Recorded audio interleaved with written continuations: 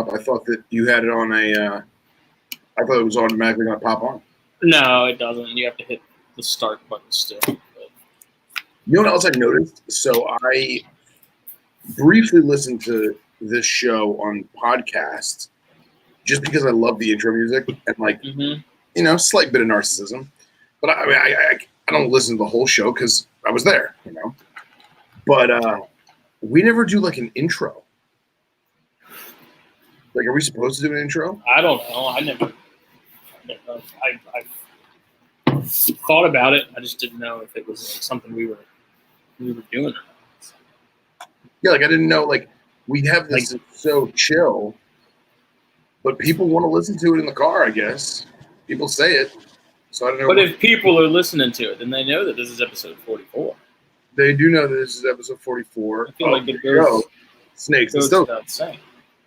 I mean, they know that you're Justin Smith of Palmetto Codes Exotics, and they know that I'm Phil Wolf from Knobtails.IG. Like, they know that, And if they didn't, now they do. And if they didn't, now they do. Well, I haven't even uploaded the last episode yet.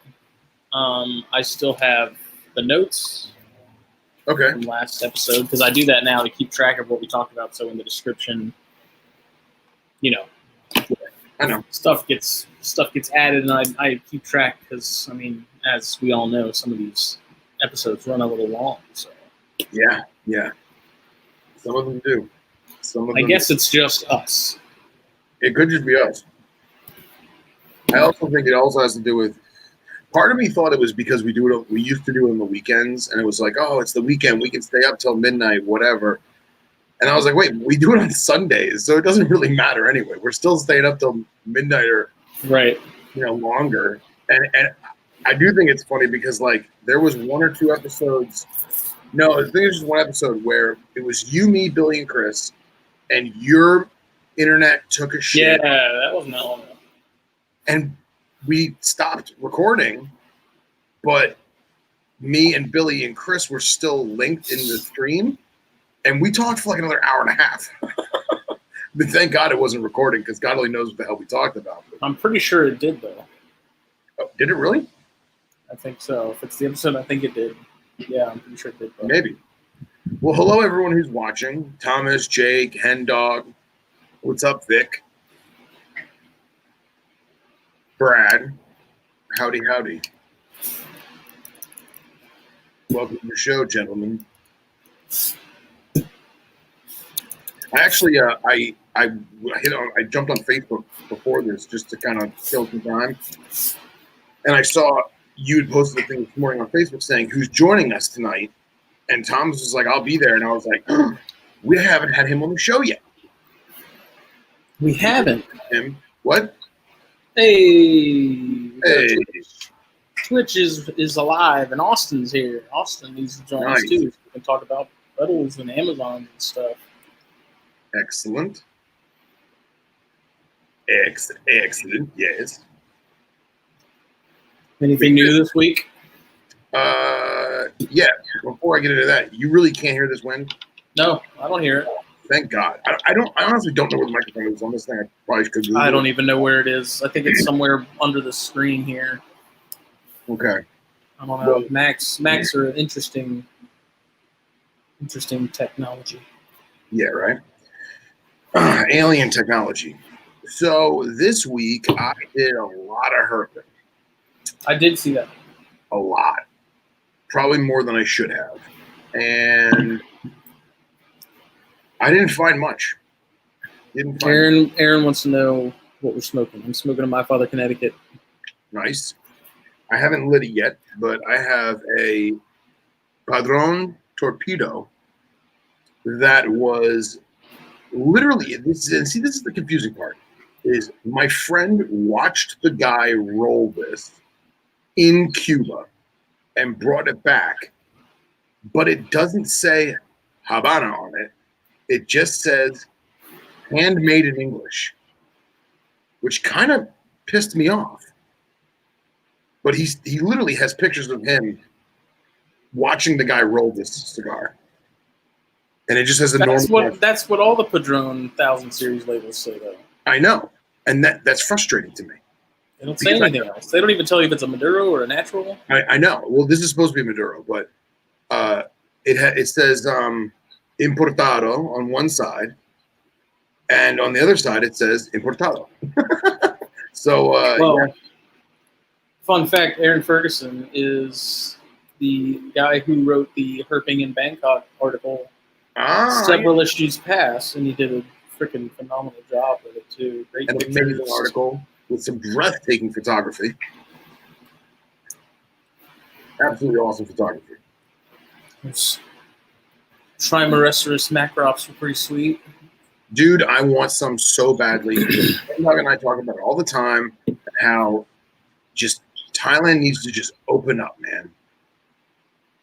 Thailand just needs to open up. Because, dude, there are some blue macrops out there with them bright yellow eyes. Oof. I need that in my life. Do you think they ever will, or did we already talk about that? We pretty much said that it probably wouldn't happen. It probably won't happen. However, there is some individuals that are making a migration there and have been known to have some pull, so to speak. So who knows what the future will hold. Thank you, Mr. Ferguson. Mr. Ferguson? No, it's just always not. Oh. Yep. The drone is no longer in Cuba anymore, as far as I know. Yeah, that was one of the original families that defected. Well, then maybe my friend's full of shit. Maybe that's why it doesn't say Habana on it. I have other ones with the same band, but it says Havana, Cuba, or Habana on it. I've got like 10 of them. I don't know, but I'm going to enjoy it as soon as I'm done with this first. What just happened there? I'm trying to share this while it's happening. I don't want to share. Aaron says Facebook makes this entirely too difficult. I can imagine. Aaron says it's supposed to go to Borneo in April, but COVID killed that. That sucks. Yeah. Thomas is smoking a 888. Thomas does love those Louisians. So. Louisian. So I lost my train of thought. I went herping a lot, and I found some really cool specimens. And I also found a lot of rain and wind because I didn't realize about all this tropical depression nonsense. And surprisingly, I found some cool animals in horrible weather, like really bad weather. I went out with my cousin last Monday, I think it was, and this past Monday, excuse me. And it was just muggy and gross, and it was drizzly and rainy. And we saw like 15 or 20 raccoons, and like throughout our excursions, and every single one just looked like hell, just like thin and straggly. They were all wet from the rain. They just didn't look good. But I saw some great looking, some good water snakes, and I found a crayfish snake last night, which was cool. But that's cool. Before I could get any photos, he slithered across the road. And it's funny, man, because I used to see so many oddball snakes, and now I think I'm going the wrong time of the year for the oddball stuff. Like, it used to be tons of garters, both the normal, greenish brown ones, as well as the blues, crayfish snakes, mud snakes, and it's just not. I guess maybe I'm doing too much summer. I don't know. Where am I herping? South Florida, man. Mostly the northern portions of the Everglades, as well as the sugarcane fields. I love driving through sugarcane fields. That's where I find most of the pygmy rattlesnakes and some rat snakes. And oh my God, last night. So I go out last night, and I check the weather, and there's this one road that I really, really like. It cuts straight through the cane fields, but it's public. It's a public road. It's a road that takes you to houses that aren't there anymore. Mm-hmm. And the road is like exactly like 10 miles, like 9.8 miles long. and it's raining in the beginning. I look on the map, on the GPS or the weather app, whatever. It's raining in the beginning of the road. It's raining at the end, but it's nothing in the middle. So I was like, all right, let me drive all the way to the end and just see what it looks like weather-wise. And sure as hell, it was raining at the beginning and the middle. So instead of doing the 10 miles a couple times or the neighboring dirt roads, I did like a 4-mile stretch like 4 or 5 times and really didn't find anything. I missed a yellow rat snake in the torrential downpour. This thing was hauling ass. Like, you'd swear it thought it was a coach whip because it was just like, the weather, I'm running, and I missed it. My hair. But I found a really, really dark pygmy that I wound up keeping. Is that the one you did the video of? That's what I did the video of. Yeah. Dude, really rich navy blue, dark navy blue with crisp black dots. Very, very crisp. And I don't know if it's the coloration, but it looks, I have it home now. It looks more abrasive than normal. And I don't know if maybe his skin was dry or maybe he had like dust or sand in his skin. I don't know. What's up, Trey? But I missed the nicest looking dusky pygmy I've ever seen in my entire life. I do have a picture. I will pull up a picture because we have the 21st century technology now. Pull it on up. Right? So this pygmy that I missed was probably 2 foot long. It was decently thick, and it was that same navy blue color. However, in between each black dot was a bright neon orange dot. Whoa. And I'd never seen a pygmy like this before. It looked like it had little citrus oranges on the sides. It was amazing. And I got out of the car and I put my snake hook under my armpit and I crouched down on one knee with my cell phone to get a picture. And you could tell that this animal was not a stranger to human interaction, and it freaked. It didn't coil, it didn't rattle, it just hauled ass right into the cane, and I lost him in some thick cane. That sucks. What is this?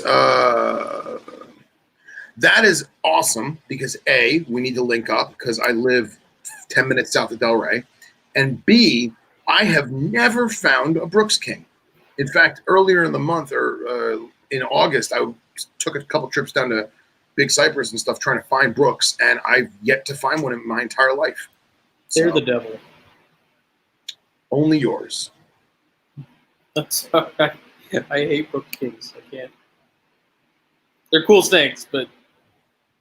What is the white whale species of South Florida herping? Honestly, it depends on who you ask. Snake person, it's going to be an indigo snake. Burmese pythons. No.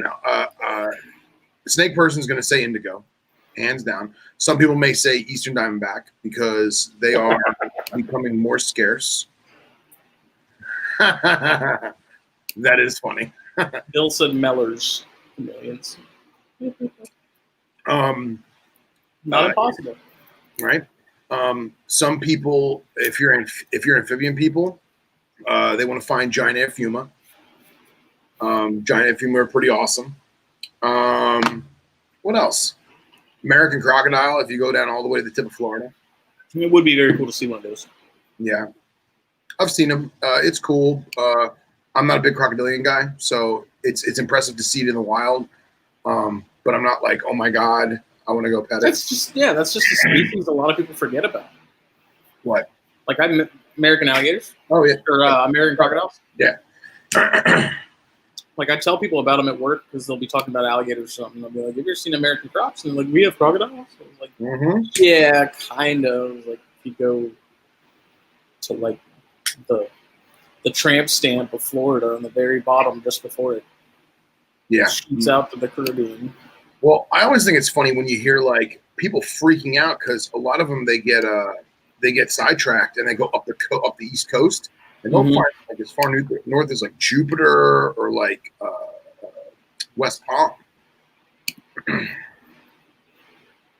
I don't look for amphibians, so I can't say that they are or not.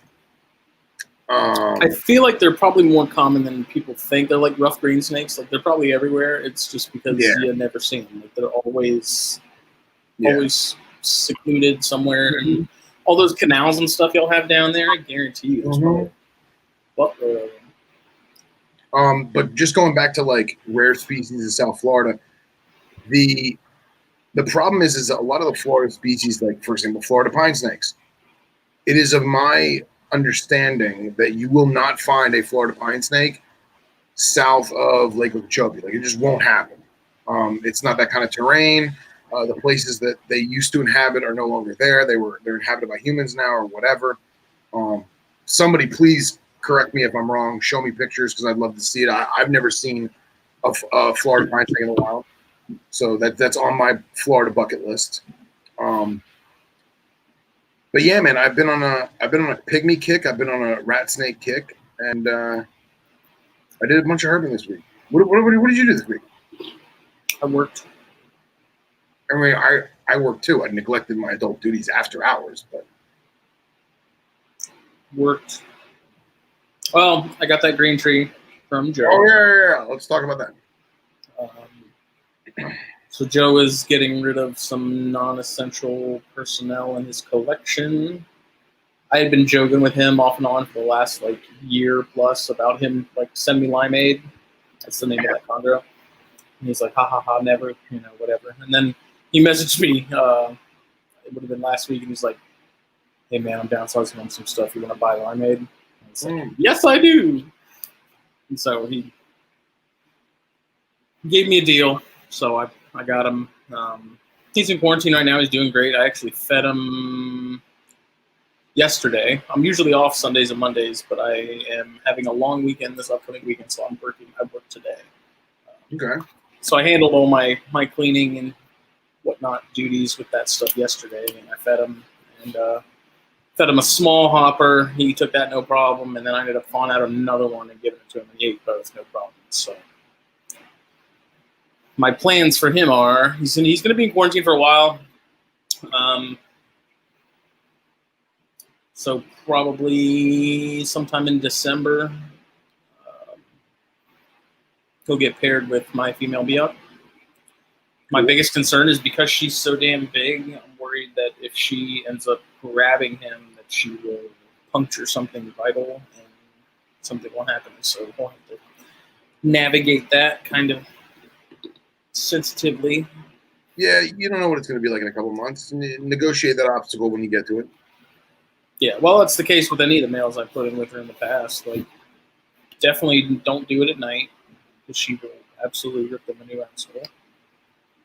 And I really have to watch them for a few minutes when I first put them in there, and I keep my spray gun handy because like all Morelia, they just get so hyper-focused in food mode and stuff that as soon as I put the male in there, I see her kind of doing the slow sort of like testing the waters, like I'm investigating, probably going to bite it just to see what it is kind of thing. And I take the spray bottle and put it on like jet instead of the mist and just hit her with a few times, and usually it breaks that hyper focus and takes her mind off what the hell she was looking at.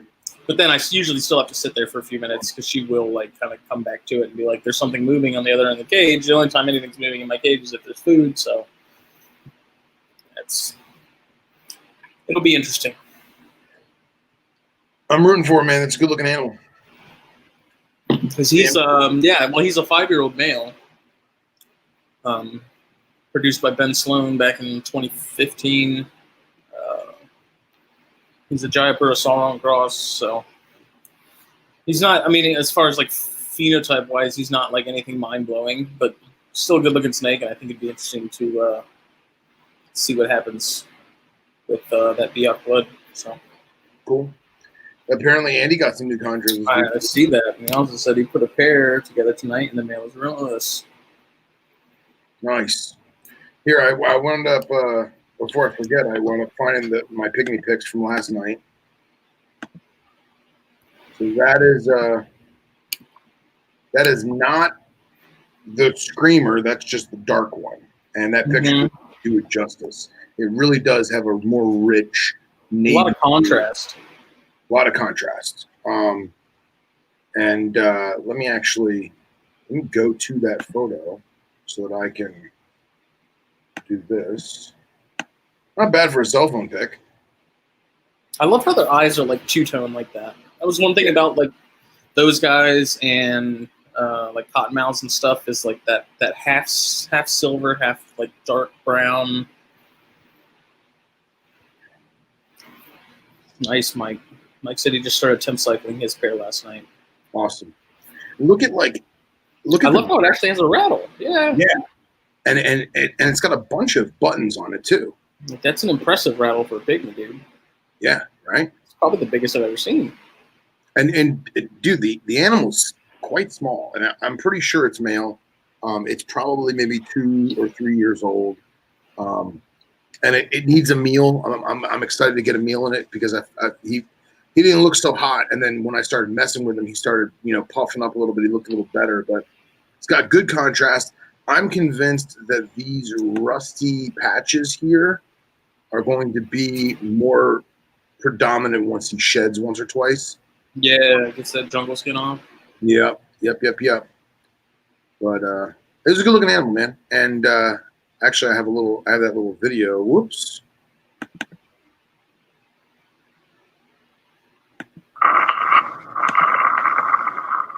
What's up, little buddy? My friend.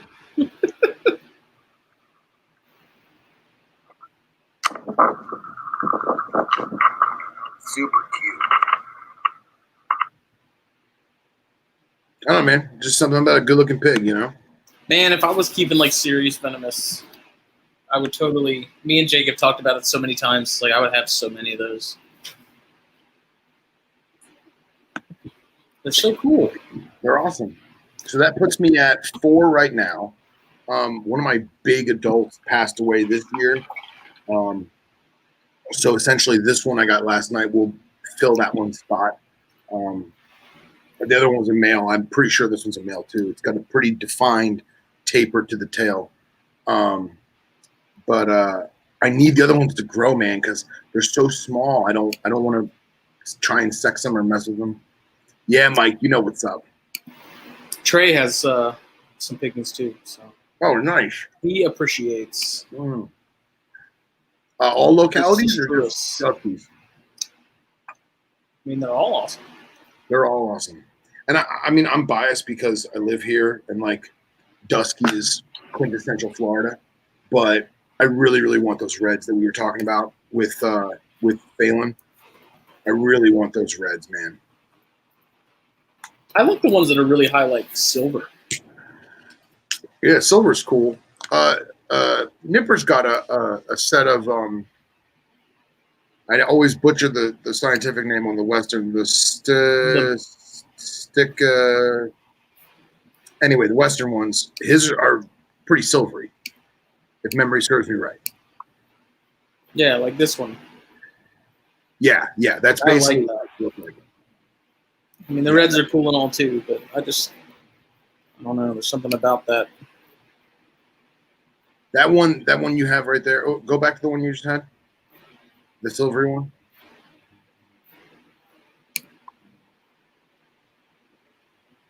That one, is that South Carolina? That's a good question. I don't know. There's a couple websites that use that picture. Look at this one. That's freaking nuts. Look at all that red, dude. That's nice. That's real nice. That's a Dusky, right? That's like a North Georgia Dusky. I assume so. Yeah, man. I started reading that Pygmy Rattlesnake book, and I tried to read, man. I tried, but I wish I had Carly's ability to just sit down and focus. Right. And I don't know how she does it. I don't know how she does it, and because let's be real, she's not the most what's the word I'm looking for? Fuck it. She's hyper, right? So I don't know how she does it, being so hyper and being able to sit down and just read Lord of the Rings front to back, Excuse me. Well, I'm sure a lot of her job involves her kind of sitting and hanging out, waiting for somebody to need something, so she has time to really crank through that stuff. Yeah, that's true. That's true. Look at that animal. That's cool. That's gorgeous.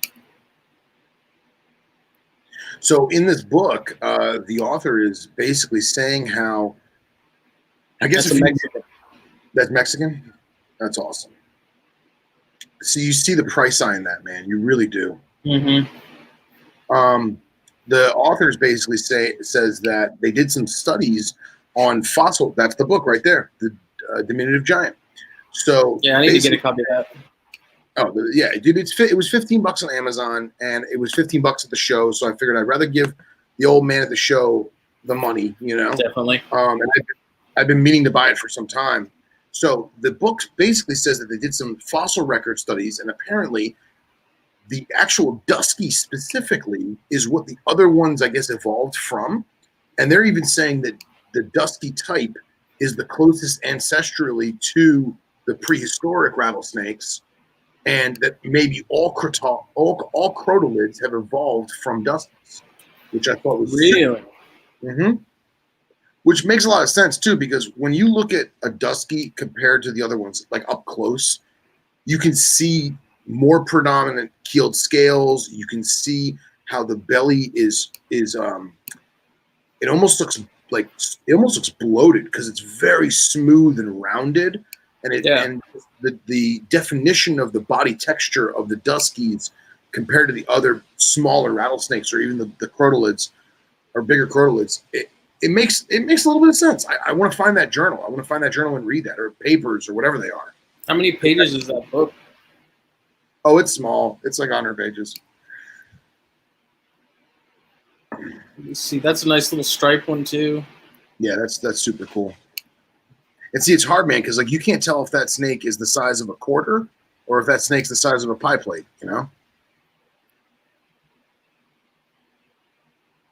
That's a nice picture of how to get bit on the thumb. Right? That's something you don't do. You don't pick up Cistrus. Whoa, what is that? On the left. This? You passed it. I don't know. That. What is that? No, right below that. This one? No. You're scrolling too quickly. Go down a little bit. Right there. What? No. There, right there. On the left. Nope, the one below that. Oh my God, this one? Yeah. Yes. What is that? That's a pygmy rattlesnake. That's just a good-looking baby. Ooh, that's a cool picture. Caught my eye, man. Oh yeah, see, that's the picture, man.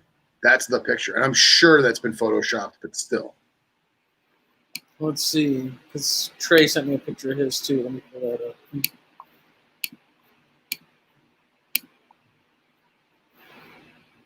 Oh, they're great looking. He's got them in cool setups too, where he's got like natural.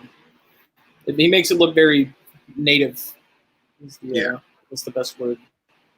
Yeah, I do 50% sand, 50% jungle mix, and with multiple different cave, like fake cave or like a cork piece, you know, from the hide under, and none of them hide. They just sit out in the open, just chilling. Cool, man. Very cool. I got to hit him up when we talk about them Athens Reds. He's in North Carolina. He's the opposite direction. Oh, okay. Pretty sure he got those at Columbia. I'm sure he goes to Columbia. Nice. The what I've been trying to do is, and I keep forgetting, is I had a friend that worked at the zoo, and they had I don't know if they still have it, rainbow eucalyptus tree, and you know, like the bark sheds off and it has all the crazy rainbow colors. So I stole a bunch of, for lack of a better word, leaf litter from the tree to put in with like the carpets and to kind of make it a little more Aussie, you know?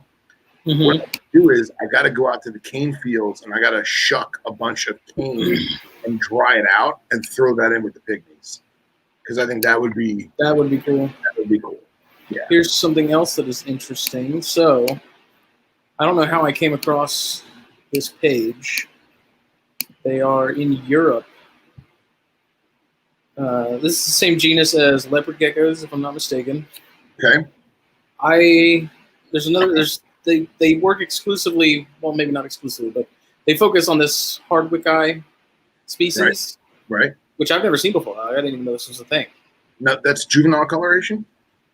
Yes. Okay. But this guy sent me an article. I don't know if it's a guy or a woman. I'm pretty sure it's a guy. But they sent me an article on these guys for the next issue. That I'm not this upcoming issue. I'm going to use it for the next one. But like, it's cool because this is like, you always hear about leopard geckos if it's anything related to this genus. And so I messaged him. I was like, look, this is like exactly the kind of stuff I want to show people that they may not even know exists. Because I mean, I've been in the hobby a long time. I would think that I would remember something outside of leopard geckos in that genus. Right. But I've never heard of these. So it's like, write me up something. What I think is interesting is anytime you hear hardwood eye, to me, it's usually Central Asian, and they're rare. Because I know this would be a cool cover photo. That'd be a great cover photo. I'm assuming that's the parent. Yeah. Let's see what I can find pictures. So like you have those Euromastics that come out of India. Those are hardwick eye. Mm-hmm. And then you have the Scolopendra hardwick eye, which is that Central Asian Halloween centipede. That's interesting. Here we go. Almost like a different, like a cross between a fat tail and a leopard gecko. Yeah. Yeah, actually, that's a great analogy. Look at that. Day 1, day 500.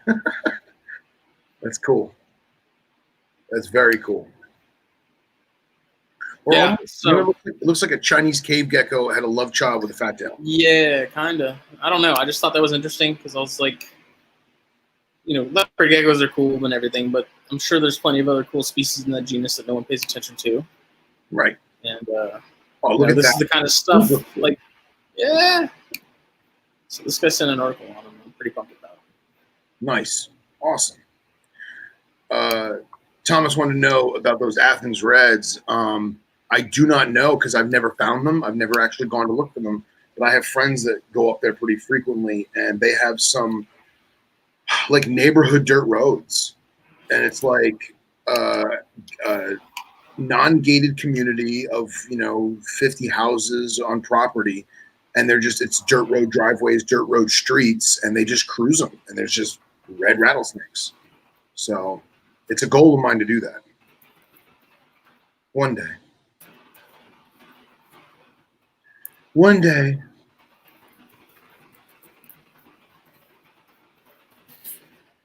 Hey, Dan and Dominique, what's up, kids? Yeah, it's just so neat, man. That's exactly the kind of stuff I want to highlight more. It's just the stuff that people probably didn't know exists, and there's like those one or two guys that are 100% all in on them. Of course. Of course. Oh, you know what I found the other night with my one buddy? We went out to this one like farm area. Check out this little sucker. I haven't seen one of these in a while.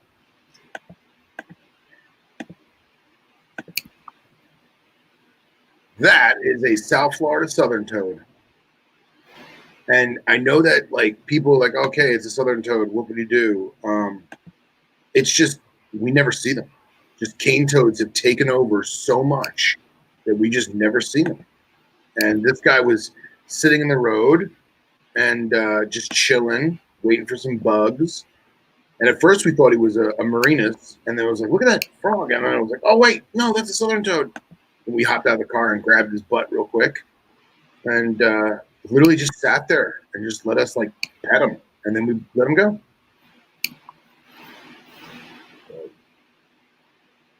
Is it like actually like that mossy green color, or is that just the lighting? No, that is the exact color because I went in. We like because again we had time to play with him. He just kind of sat there. So obviously both of us had headlamps on and we were blinding the crap out of him. And I wanted to get a picture, so like we kind of turned our heads away, and then I just used the normal flash on the phone, and then I put it in the photo editing thing and just fixed the white balance a little bit, and that's it. I didn't edit that photo at all, other than correcting the white balance a little bit. I didn't do anything to that photo. That's literally what it looks like. So, to answer your Hardwick question. Okay. Thomas Hardwick, who was alive from 1756 to 1835, was an English soldier and naturalist who was in India from 1777 to 1823. He collected numerous specimens of natural history and had them painted by Indian artists. From these paintings, many new species were described. Several of these species are named after him. On returning to England, he collaborated with the zoologist John Edward Gray to publish illustrations of Indian zoology. That makes sense. So, it makes sense why Central Asian species would be named after him. Trey, I think it's Hyde County, if I'm not mistaken, that's got the reds. Where is Hyde County? Let's see. Oh, I was going to tell you too is I was messaging back and forth with John Lohman from Palm Beach Colubrids, and dude, he sent me some dusky pictures. Literally the biggest pygmy rattlesnakes I've ever seen in my entire life. I guess he has some friend's property and they have a bunch of garbage and tin and crap out there, and they just like leave it out there. And man, you'd swear these things were Western Diamondbacks. They were massive. So Hyde is coastal, a little bit south of Nag's Head. Off the Hatteras is off the coast of that. So.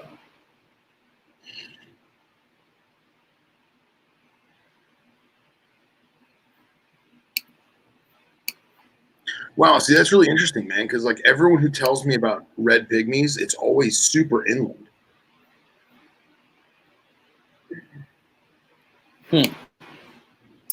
Very cool. Let's do some looking.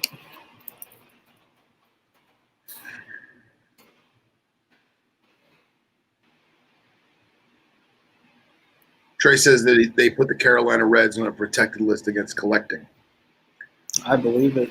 I believe it.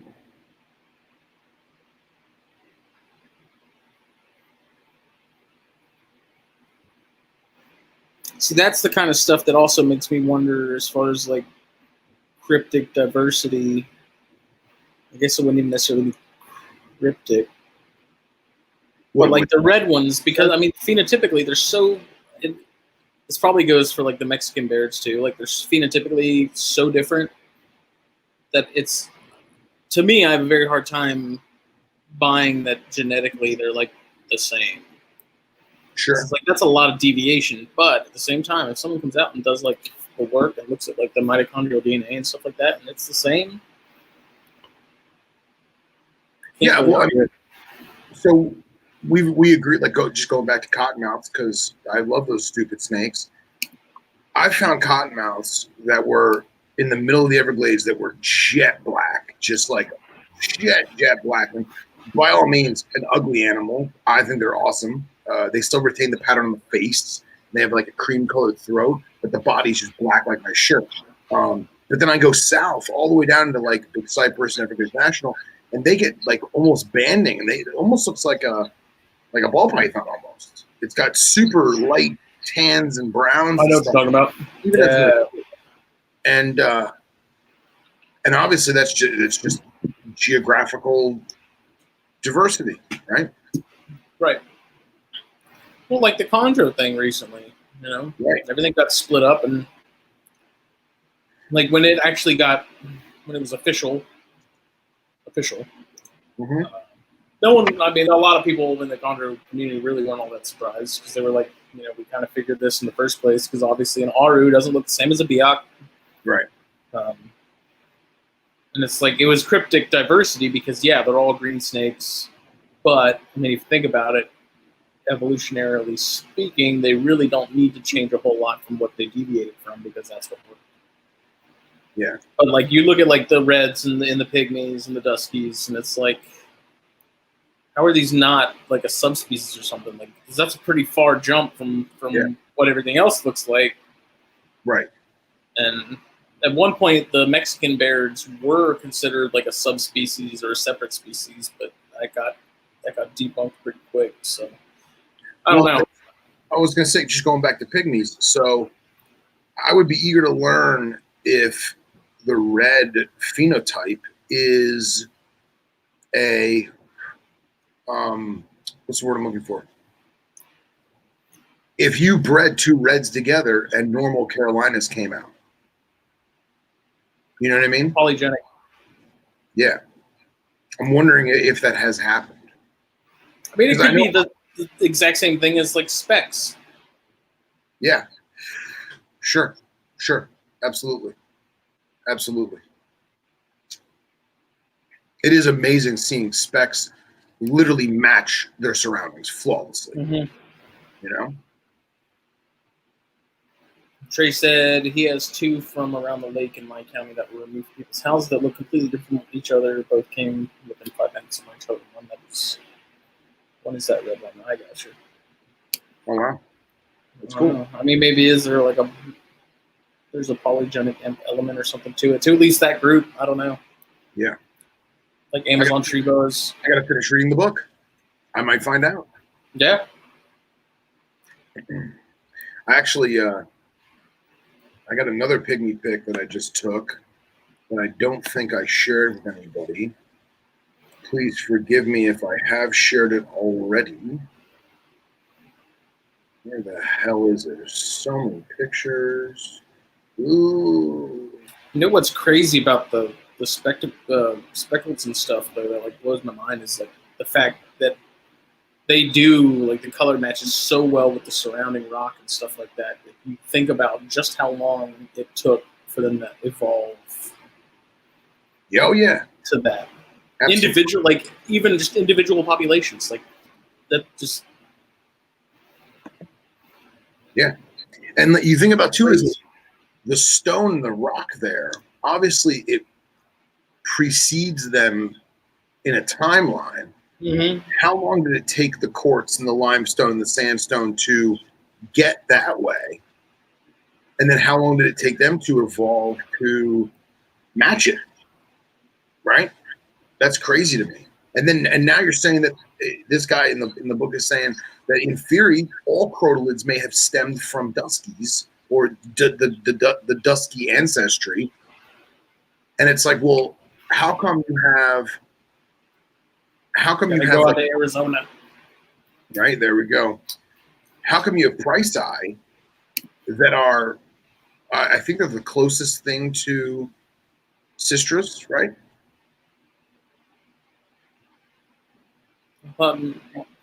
Well, no, because what is it? Massasaugas are Cistrus, right? Yeah. No. But I'm saying is because Price-Eye is still Crotalus, right? Yeah. Yeah, I think pretty sure that's the one Crotalus that's the closest, more so than ridge nose, more so than everything else, to the actual true pygmies genetically. And they're what 4,000 miles apart. Yeah. Yeah, it's nuts. Bill said, I would think that phenotypic expression changing over time would only lead to species differentiation if those pigment expression genes were attached to something significant. And he said, i.e. spider balls, it isn't the phenotypic expression in their skin causing neuro, it's the fact that the gene expression for that pattern is attached to the gene expression for some neurological processes. Good point. But I mean, like Amazon, tree boas, like those are like, as far as like stuff being polygenic, those are it. And I'm pretty sure like squams, same thing. Like you can breed two garden phase Amazons and get colored babies.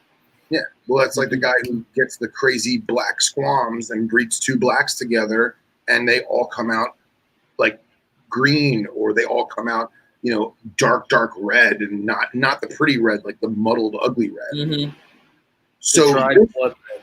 The dried blood red, right? So this picture, I don't know if I shared this or not. I can't remember, but this picture was me chasing after a baby Florida king snake. And it went in the undergrowth, and I just lost him. I mean, the thing was literally like a cocktail straw.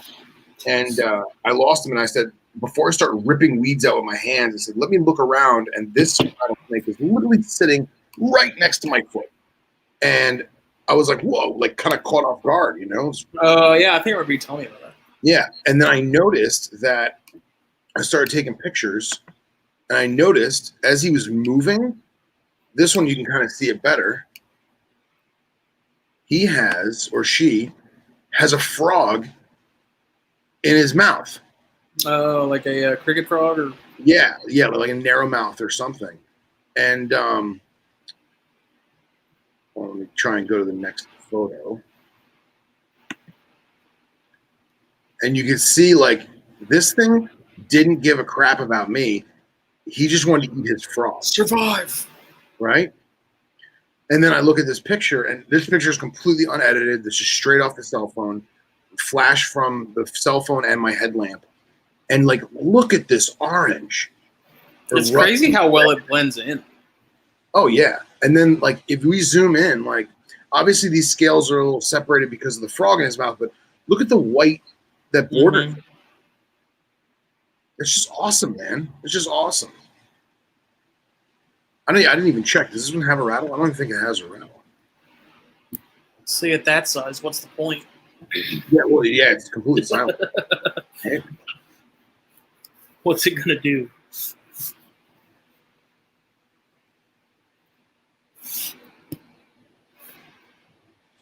Blends right in.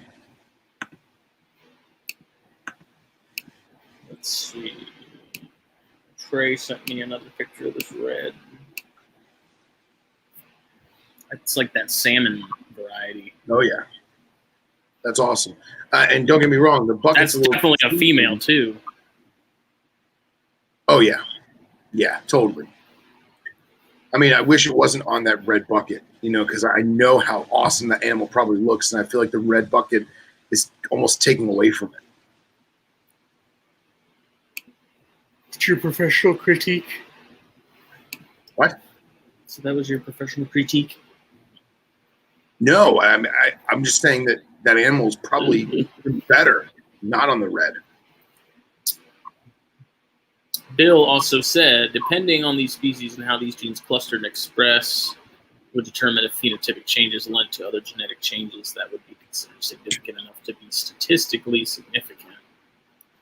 It almost seemed to be by chance if phenotypic genes were somehow clustered with sexual reproduction genes, then small changes could lead to speciation quickly if they were no longer able to breed.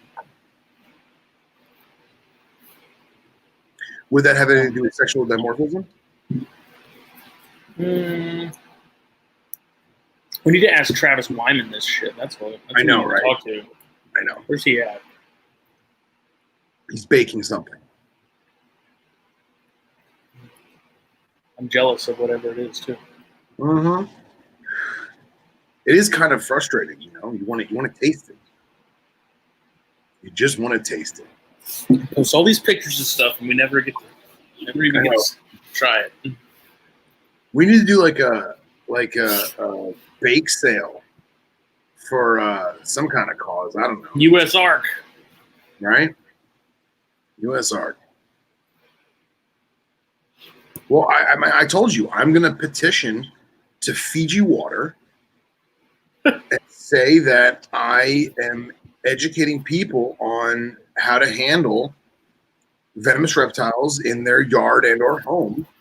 And I use Fiji water bottles to securely encase said venomous animal for safe transportation. And they're going to sponsor me, and life will be grand.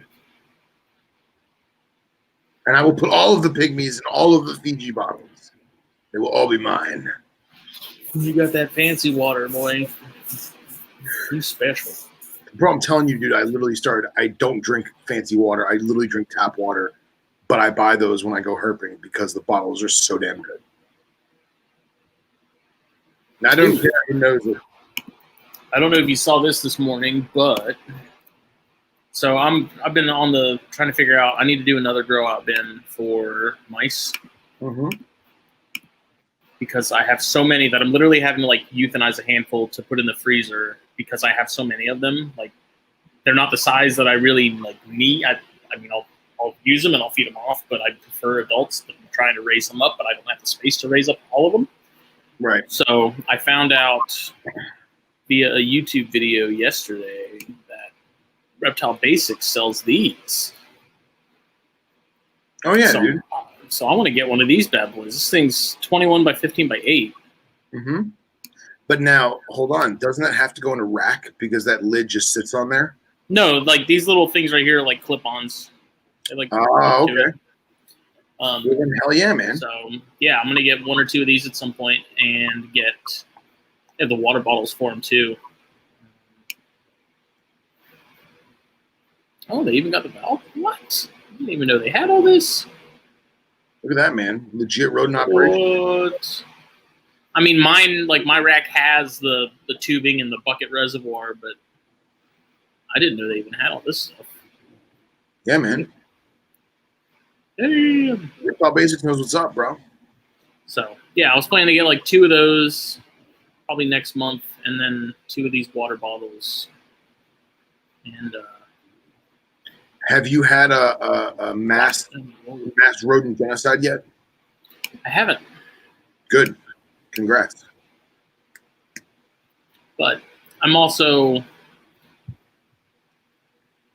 I don't know, I'm weird about like how you treat feeders. Like I really hate how some people are like, it's food, why do we care about it? Whatever, you know. Let's feed it old Roy dog food. Yeah.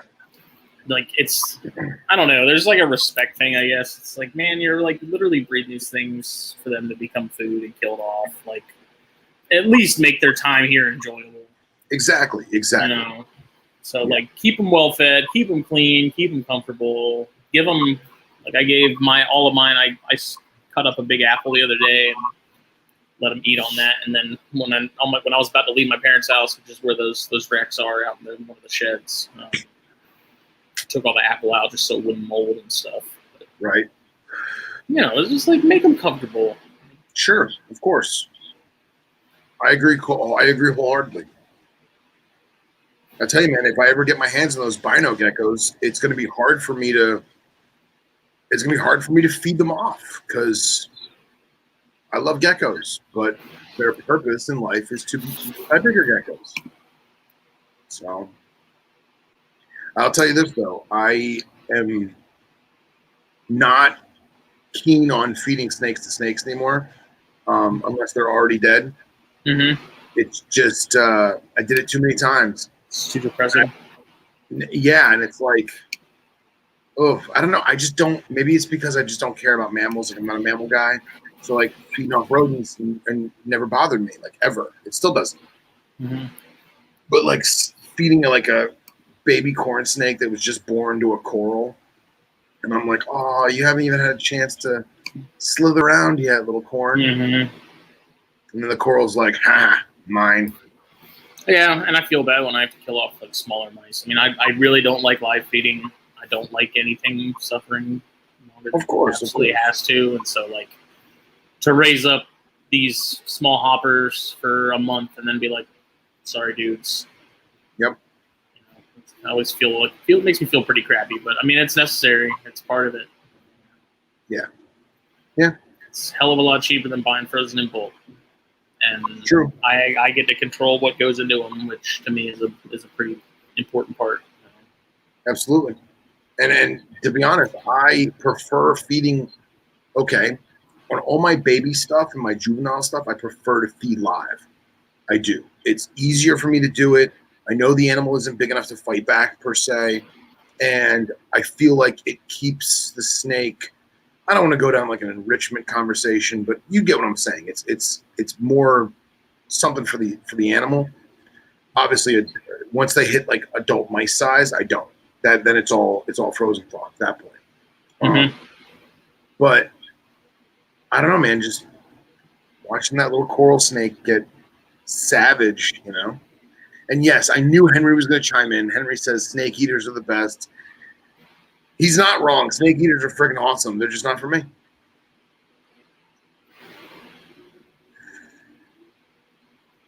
Not for me. And I have a few, like some of them. I have a pair of the baby bears. They don't seem to want anything to do with frozen thawed, so I will feed them live. But that's just that's It's a necessity sometimes. Yeah. Yep. But I did have a really good talk with Rob Stone, which, if you've listened to THP, Rob Stone's my spirit guide. Yep. He's all of our spirit guide. Dude, I told you what he gave. I told you the information he gave me about the Gilas. No. Dude, I had no idea. First of all, I had no idea that he used to work for PE. I had no idea. Apparently, he worked for Pro Exotics. Oh yeah. So I didn't know that, and I guess he worked for them twice. And the second time that he was there, his whole thing was Asian rats and heliderms, and obviously they can drop temperatures way easier than I can in South Florida. But he was telling me that providing that I do the food correctly and I gradually drop temp to my lowest normal temp, I can chill them out for 2.5, 3 weeks, and that will be essentially hibernation. And it's like, okay, I believe him because he's him. You know what I mean? But dude, all the other texts I have, they're like, must maintain 55 degrees for 69 days or whatever it is, 58 days or 90 days. I don't know. And that's what was freaking me out, man. Because I'm like, I'm going to have to figure something out. I'm going to have to, I put them in a chest cooler or something. I don't know. And then, Chris was telling me, he's like, no, man, as long as they got room to turn around, you can put them in a wine cooler, blah, blah, blah. And I'm like, yeah, but I don't know. I just didn't. I don't know. And you get the point, like, they're not going anywhere. They're sleeping. Mm-hmm. So, like, I don't need to have an enclosure specifically for the hibernation because they're fucking hibernating, right? And that's something I've wondered about with species like the corns and the bears and stuff too, is like, how long is long enough when it comes to hibernation, like brumation? Yeah. Do you have to cool them down for 3 months before, physiologically things sort of kick in to where if I only cool them down for a month and warm them back up, with their body and sort of their biological clock be like, yeah, that was winter, time to go? Well, it's not the case with Knobtails because I tried to do that last year and it failed miserably. I mean, I guess it really isn't that, like, it doesn't matter that much because if you look at it, I mean, brumation is also like a 3-month period. We don't have to worry about feeding. It's kind of a break, if anything else. But I do wonder, like the bears, when I cooled them earlier this year, I mean, I literally just took them off heat and kept them in the low 70s for 2 or 3 months. And that seemed to be enough. But I mean, that's at the same time, that's a species that I feel like you could probably breed at any point, and they do it. Like, the jury's still out as to whether or not you actually have to cool them or not, because people have bred them without cooling them, people have bred them with cooling them. Like, yeah, but that can also come down to, that can just be individual animals too, is both animals were just receptive all the time. Yeah. But like, I mean, think about it, dude. The West Texas, North Mexico, that shit gets cold for a long time. What you figure from end of November through into Valentine's February. Day, yeah, like that's like in the late February, that shit gets cold, man. I don't know. That's something I think about. Is like I said, how long is long enough? Right. Like with the chondros, it's take them off food, put them back on food in winter, like December or whatever, and beef them up hard, like feed them a lot of small meals over the course of 2 weeks, get them in the zone and make it happen. But at the same time, I mean, I think you could also put a male chondro in with a female sometime in, late November, December. Right. And you'd probably get copulation just because that's another thing. I think photoperiod plays a much bigger part in all of it than we sort of realize. Right. Because, I mean, you think about it, like, that's a pretty big, I mean, even for us, not trying to compare apples to oranges, but, when the days get shorter, it's pretty obvious, and it does change things, even if it's on, like, a subconscious level. I think for snakes and stuff in general, like, photoperiod is a very big part of it. And that's why I'm not a big fan of racks with completely opaque tubs. Like, I like clear or like translucent. Because you get, and I have a window in my room too, so like you get those natural daylight hours and stuff, and you know, right. I think that stuff matters. That matters a lot more than we're led to believe. But sure. You know, and that's like, yeah. There you go. And here's the thing too: is I don't know exactly which species of Crebo Trey has, but is yellowtails, I believe. Yellowtails. So, like, looking at yellow or black, Guyana. Let's just say yellow. Okay, Guyana, French Guyana, Suriname, northern Venezuela. It's basically I want to say very, very close to the equator, if not Florida level and close to the equator, right? And then at the same time, it still gets 32 degrees in Florida in winter for a couple days. You know, and that's. I think it definitely gets chilly there at night. I'm sure. Yeah. Okay, blacktails, cool. So yeah, we have this thing in our mind of, oh, it's tropical, it needs to stay tropical, and you know it goes back to the Natush and the chondros, you know, talking about it being in the 50s or 60s in the mountains with the breeze, the night, and the chondros crossing the road. You know. Well, that's going to vary too, because I mean, you get down south and you get into the Aru and the Cape York Peninsula, Iron Range chondros. You know, those are closer to the equator too, like Biak and those highland animals. It's a completely different story, completely different habitat. Well, in terms of like stasis and temperatures and stuff like that, they're considerably different. But, yeah, you know, yeah. Which that would be interesting. Like if you could find pure highland animals and attempt to breed them the way you would breed something that has like warmer temperatures. And I probably sound like a complete idiot right now, but that's something I've also talked to Jake about because he has the poplin carpets, right? And so those are further south than a decent chunk of the common chondro localities that are from like the top end of Papua. Right. And so he insists that you have to cool those down. But I'm like, if chondros that are coming from the same air, like that same region, which I mean, those poplin carpets I think come from sort of the Maruki area, which is considerably drier and much more of like a scrubland than it is like a temperate sort of forest. Like, do you have to cool poplins down, or could you breed those the same way you breed chondros, where it's like take them off food for 3 months, start feeding them smaller meals more frequently for 2 or 3 weeks, and then put them together and see what happens? Yeah. So I was like, it doesn't make much sense that you would have to cool those down considerably, but you don't have to do that with chondros when they're related and they come from the same area. Yeah, yeah. That's almost like I was reading a thing about Papuan taipans, and so like Port Moresby is farther south. Yeah, that's like the Maruki area, right? Where the land bridge in Australia, where it would have been. Yeah, that's like Maruki is in that little like horseshoe. Sure. In the very south, like almost centrally located on right.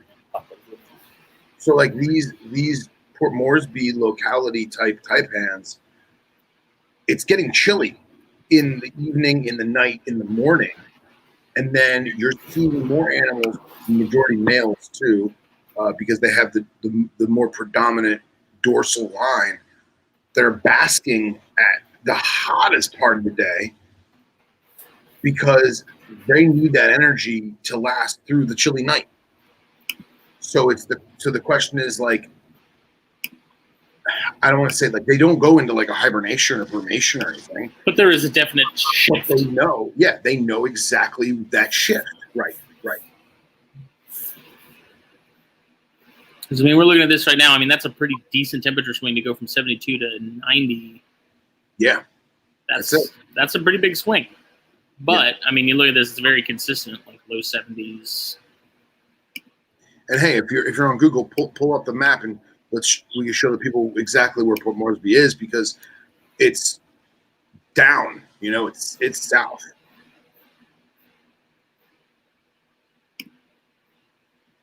And it's right on the West Papuan border too, right? Yeah, so it's like south central. Yeah. watch us be completely wrong and look like complete idiots. Yeah, we got to get Dr. Williams or no on THP, man, because those dudes are smack dab in the middle of the Poplin awesomeness. Yeah, so this is Maruki. Okay. You can see at one point it was connected. Right. And so this is very like scrubbish as far as habitat compared to the other parts, like the higher montane regions of Poplar. Right. It's very different. And see, I was mistaken. I thought Port Moresby was smack dab in the middle, right next to the border of the No, it's Maruki. Port Moresby's in no man's land on the other side. Yeah.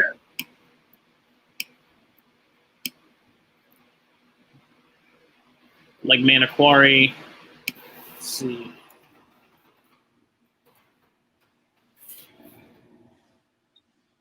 It's even warmer. Like the lows are 77 in Manokwari. So yeah, it's interesting.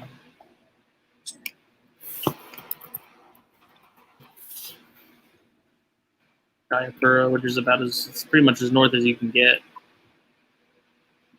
But if you're looking at Jayapura, you're also kind of on the other side of that mountain range. Can you click satellite?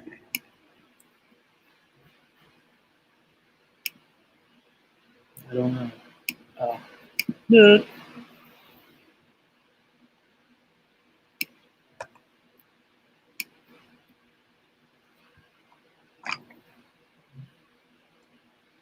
Maybe we can scroll down far enough and see like a tribe somewhere or something. Right. What's that black rainbow squiggle? Where? It was a joke. I was saying Bolin's flag. Oh. I was like, what? Google Earth is like the creepiest thing of all time. Oh, yeah. Oh, yeah. I think that's as good as it gets.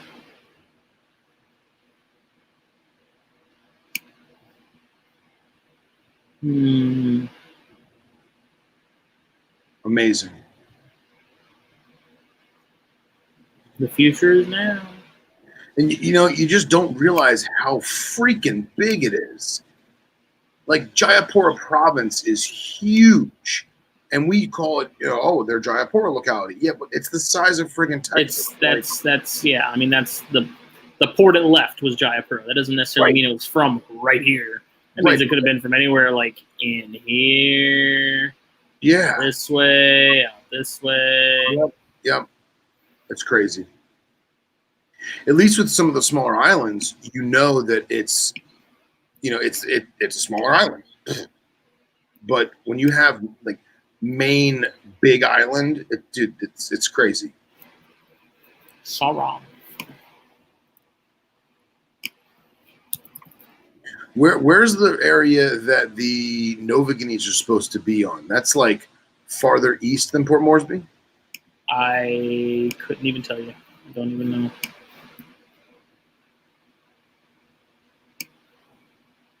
You know what we should be doing? We should be using iNaturalist right now. I've looked up green trees on there and like nothing comes up. Like no one. That must be a European American thing because no one apparently on this side of the globe seems to use it. But at the same time, there's not many people going herping in Papua New Guinea. It's true. That is true. Not exactly the safest place on earth. Yeah. Even though I did ask Natush that when I had him on the show, I was like, how safe is it? And he's like, if you're going in like the touristy areas, it's fine. He's like, it's when you start wandering into the other areas that you're probably not supposed to be that it becomes a problem. So, yeah, like this mountain range divides. Before it was just north and south, like the two species of green trees, and this was the dividing line between it. But now it's been divided almost into like quarters.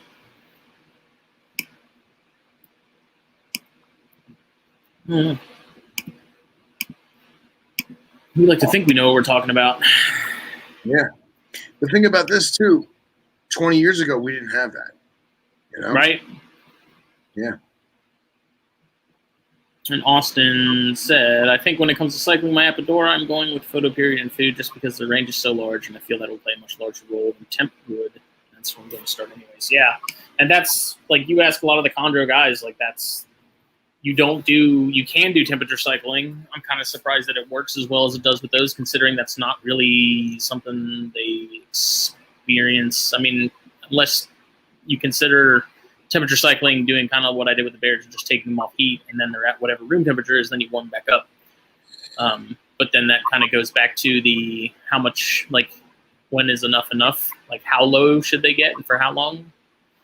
True. But with those, like, the seasons are more wet and dry season, and when, like, the wet season's around, food is moving, which means it's time to start making babies because food availability. Yeah. And I'm sure photo period plays a big part in that too. Well, I'm gonna do my Cordillus again this year, and I'm introducing my one breeder female that's been very successful with a pair that I have photos of them copulating, but have never produced. I think they were just too small. Mm-hmm.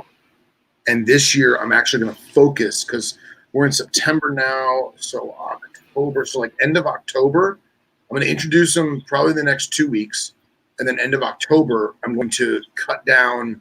The light cycle will stay the same, but the heat lamp itself will only be on for maybe 2.5, 3 hours a day. I haven't decided yet. Probably around like 1 o'clock, just to kind of get that like peak time of the day. Mm-hmm. But they're under the AC vent, and it's perpetual, constant flow. So like, even though I keep the thermostat for the house at like 71, 72, whatever, my roommate has it at, when I temp gun the AC vent blowing on that breeder enclosure, it's like 60. And I'm hoping that helps a lot this year. I really am. Because my one breeder male died last year, so I figure I'll give the girl this year off, right? And now I have the other male with the other female, and I'm also hoping that he'll breed with her because clearly he wants to. He's been copulating. He'll breed with her if she's receptive, and that'll also maybe spark something in the other female. And because they kind of get like patriarchy. And the males, if it's females, the matriarch. So they are They tend to be matriarchal, something like that. It's late. Forgive me. Like dart frogs. Yeah. Because like the girls always own shit. Like they get a big diesel female, and they're just like, "Yo, rulers of the roost." Right. HBICs. Which I'm kind of excited about too is because those two specimens are at my parents' house in a upright, a large, tall exo, and they're not utilizing the space. They're chilling at the bottom of the rocks. So what I think I'm going to do is the juveniles that I have that are now 1.5 years old, I'm going to put them in the upright with like a ton of like bamboo and more rock ledges and just all kinds of shit for them to climb on and give them more space. And that'll free up my baby thing because if she does drop, if I get 2 clutches, there are 2 litters this year, I'll need the extra space for the other babies. Yeah. Bill asked, do you think it is less a temperature change and more of a dry season since our home heating's saps humidity? Maybe a bit cooler, but it's definitely significantly drier in the winter. Up where you are, yeah. Down here in South Carolina and Florida, like humidity isn't really, like it definitely gets drier here in the winter, but I don't know. That's never been an issue for me in the winters. I don't know about you, Phil. Like I don't have mass shedding problems across the board with everything because of the heat, the heaters or whatever. Well, all right. So I don't even know if I have a heater, to be honest. I have no idea. But we never turned it on. I never turned it on. I will say this: my animals always have good sheds, with the exception of that one fucking copperhead that is just doesn't know what the hell to do with his own life. All my animals have fairly good, knock on wood, have fairly good shedding. Some of the, like Texas indigo, he'll get a little flaky from time to time. but nothing crazy. But because I have the air conditioner on 24/7 for the entire year, even in winter, I may turn it up a little bit, but even in winter, the humidity, the ambient humidity in my bedroom, in the living room, in the snake room, it's only like 32%. So in the cages, it's much higher because I make it higher, whether I'm spraying, I'm using moss, or because they're in drawers or tubs, it's more confined and more swampy. And then it's always higher. It's always, 60s to 80s typically. But the room is only 32, 34%. And I have those little exoterra hygrometers fucking everywhere. So I can constantly check here and there.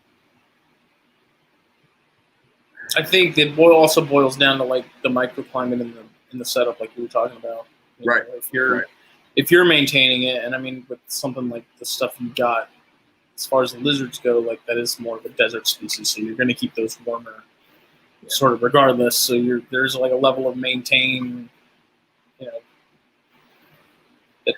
And then like you're not gonna cut the heat off of those, and then that's true. That's true. And then it's funny. Henry just says, in my opinion, all subtropical and tropical are wet season, dry season. Can't speak for the montane species though. So like the Cordilla species that I currently keep, most of them are Zimbabwe, and I don't know where the original stock was wild caught because, first of all, the country's big. And second of all, the terrain is so diverse. So when you go to the east coast of Zimbabwe, on the Mozambique border, it's almost dry scrubland, but super high humidity. Then you've got some mountains in the middle. You've got desert in the southwest with like arid steppe land in the southwest. So I honestly don't know where these lizards hailed from. When I go on iNaturalist, most of them are found on the eastern border, more closer to Mozambique, which is, again, more tropical and more like foresty. But again, that's just where iNaturalist showed it. I don't know if they inhabit the entire region or the entire country. I have no idea. Right. Let me see. I'm looking at the weather on Sulawesi right now because I haven't been keeping those Jansenii on heat like at all. See, I would imagine they would have to be high heat, high humidity. And they are. I have heat panels in the cages. I've got thermostats. I just have to do some rearranging in the room and put the male's tub and the female's tub together, and then move my male chondro where the female's tub is now,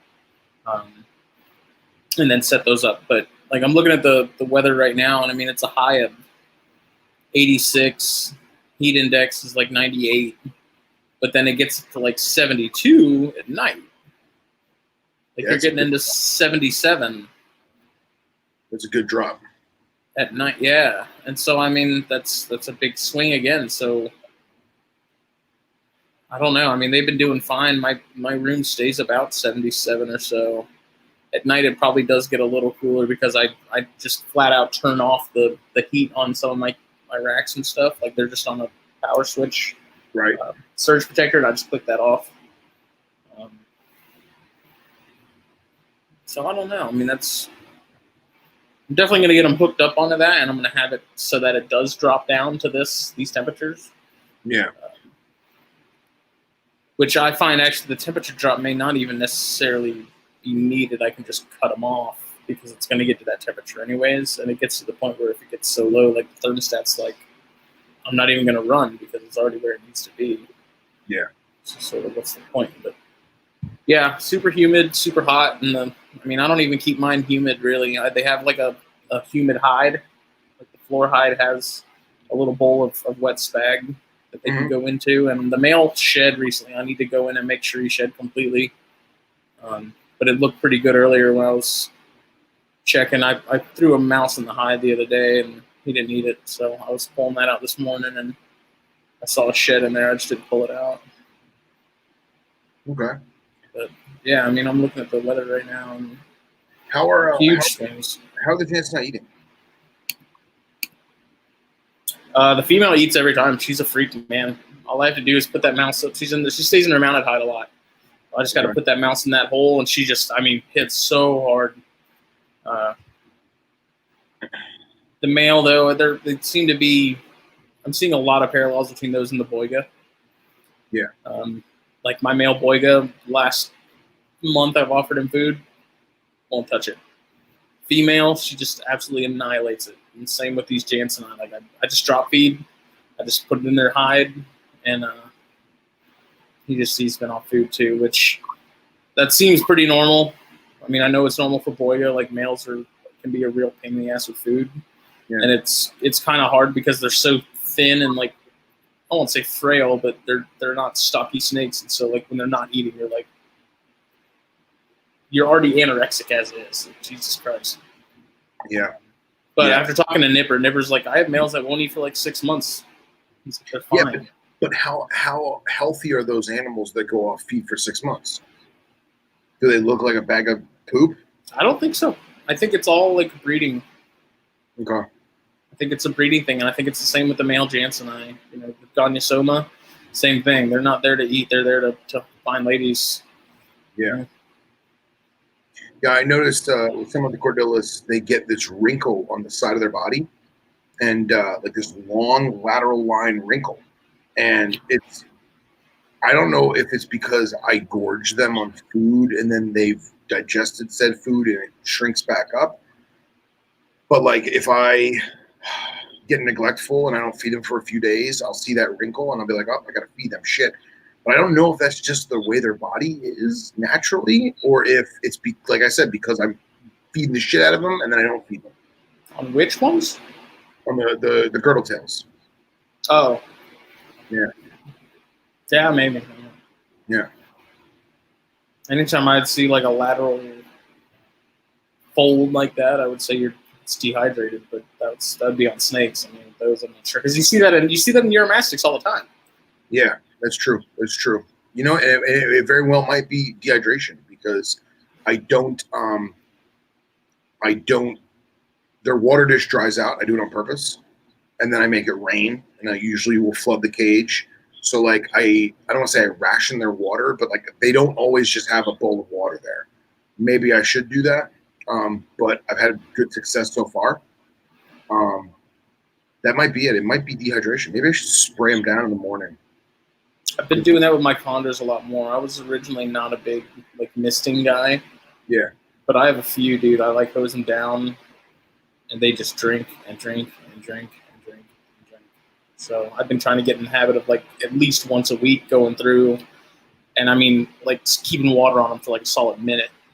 Okay. And just watching them drink, and then I'll let that cage. I'll leave it overnight, and if it doesn't completely dry out or get close to it, I'll just swap out the paper towel and just make them dry again. Yeah, and you know what? Come and think of it, that's like my rhino viper, dude. That thing, I have one of those really, really thin water bowls because like they're ambush hunters. They don't move. Right. And that bowl will just sit there untouched and get funky. But then if I spray the cage, they're rain triggered. A puddle in front of her face and she'll drink out of the dirt. Mm-hmm. Like whatever works. Yeah. Whatever works. Yeah, see, I don't know. I missed heavy, but it's like I said, it's maybe once a week, and then I gotta replace that paper towel the next morning or something. I don't like stagnant. It's just a bacteria breeding ground. I love that shit. I also have a pretty good substrate layer on those lizards, and I think that helps a lot too, because I'm sorry, I'm talking and not thinking is what's going on. I was comparing to what you were saying about hosing down the chondros and them just gulping and drinking and drinking and drinking. And then I think about it too is like the stuff that I have that have substrate that's not on paper towels. Do you ever notice the chondros go down to the bottom and continue to drink water off the paper towels, or no? No, so my thing with keeping chondros hydrated is just do frequent water changes. Because there's been plenty of times where I've done water changes on them, and I see them go down as soon as lights are out. I see them like they're extended all the way down to the water bowl, their faces in it, and they're drinking. So I'm like, why would I need to mist when clearly they're drinking? But at the same time, when I mist them, and it's not all of them, it's a decent chunk of them. When I mist them, they start drinking like crazy. So And dude, that's very similar to Dramarcon. They will literally stare at me with the dirty water dish that they just pooped in, and they'll go, "Gonna clean that? I'm thirsty. Gonna clean that?" And then literally, I change the water. They stare at me like a dog waiting to be fed, and I bring the fresh water bowl back, and then they drink out of the bowl. Like they know, they're not stupid. So. Yeah, well, I also, like, with the chondros, the thing I aim for, too, is I use big water bowls.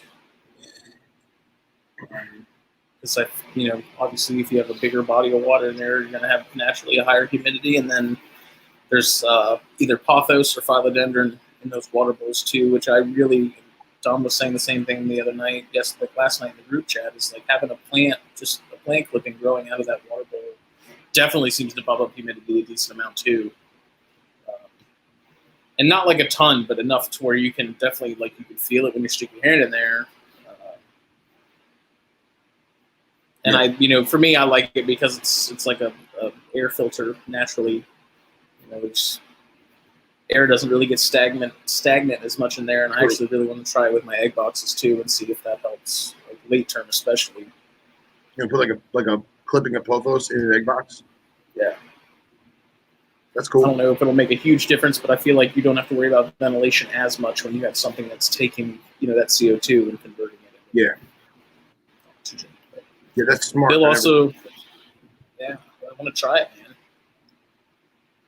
Yeah. Bill had a Boyga question. He said the Cyanea took Brad Pinks off tongs, no issue. Speed pulled the first one back in her hide. Second one, she just full crushed it and bit across body. Wide open mouth, I saw the jaw muscles working at the back. Then I saw what looked like blood run out of her nostrils. Thought she's fine now 2 days later. No issues during feeding at the time after swimsuit. Bloody nose wasn't out.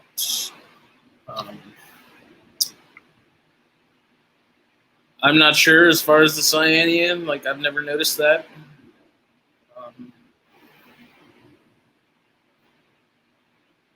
My female hits really hard. I've never had any problems with that. If she's fine, if she's fine, I wouldn't worry about it. Yeah, I got no experience with it, so I don't know.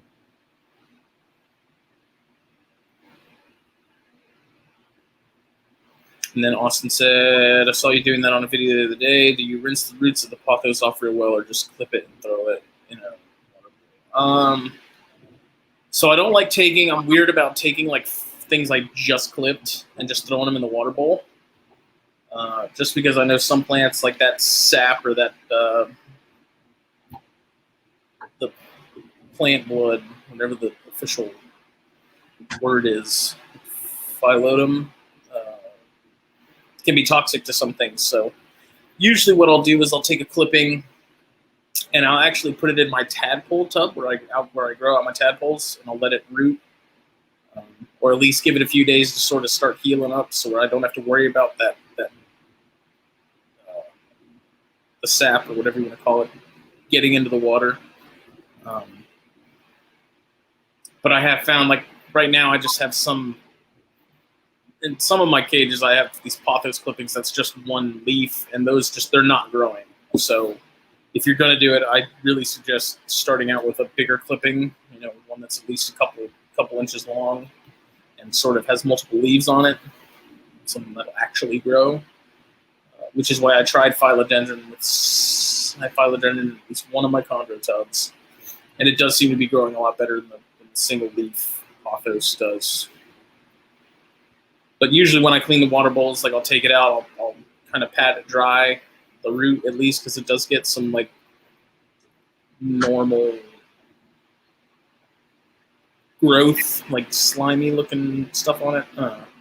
So I'll pat that dry and kind of clean it off a little bit before I put it back in with fresh water. But I'm like you, I can't.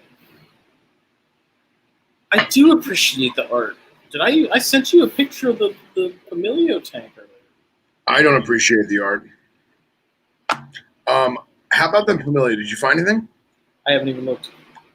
I thought you were going to rip the cage apart and see if they're still alive. Oh, dude, that's the painful part. I want to know if there's a whole colony of fucking dark There's frogs. not a whole colony in there. You don't know that. I do know that. It could be like the little city of aliens in the locker in Men in Black. It's not. You don't know. Well, you know what, Dominique? I don't appreciate you either. I have an appreciation for plants, but I only have an appreciation for plants that go into variants. I have an appreciation for plants. I just can't keep them at home because they die.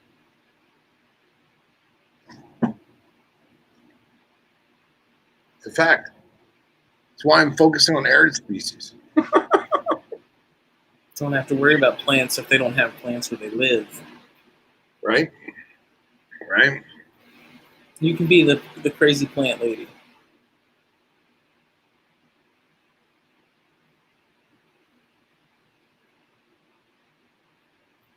Yeah, like I said, I just give them a couple, like 2 or 3 days to cauterize. I'm not hip with plant lingo. Cauterize? But I was saying, like, when I cut a fresh clipping, I'm weird about just throwing it right in a water bowl because I'm worried about that sap. Because sometimes, you know, that phyllotum or whatever the plant blood is called can be toxic. And so I usually try to give it a few days to, like, stop bleeding before I just throw it in the water bowl. And, I mean, it could be completely harmless. I don't know. With the condors and stuff, I'm really not willing to even find out.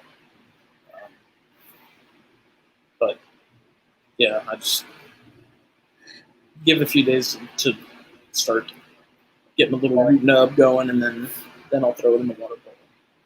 Dominique says that her and Billy are the crazy plant ladies. And Casey. And Phelan, too, apparently. You and I are on the back end of this, apparently. But I did mention to Billy that in the past I've had delusions of grandeur about doing different types of grasses. And apparently grasses are very, very hard to do in captivity because of lighting and the fact that they get really big.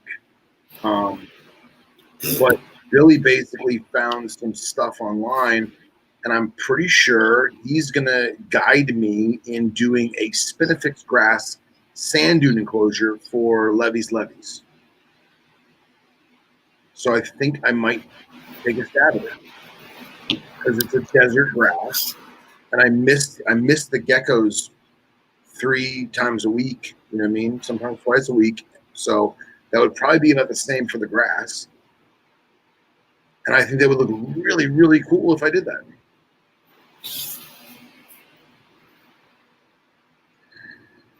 And yes, see, Henry knows all. Henry does know all. It's N-Dog. The enclosure that we would do would be completely open air, and with appropriate lighting, of course. I think the 10 gallon might be too small, so I'm thinking about doing like a 20 high, but filling it with like 1/3 sand. And then the kicker is I got to figure out exactly what kind of, I don't want to use the word viscosity, like what kind of denseness of sand I need, because the root structures, they go deep, but in relation to like trees and bushes, they're not as deep as you'd imagine. Oh my God, look at that precious little nugget of a kitten. Look at little Hector. Oh my God. You little. Doesn't Justin just look cuter when he's holding a little baby kitten? What's hilarious is you did that face right as the cat meowed, and it looked like you made that sound.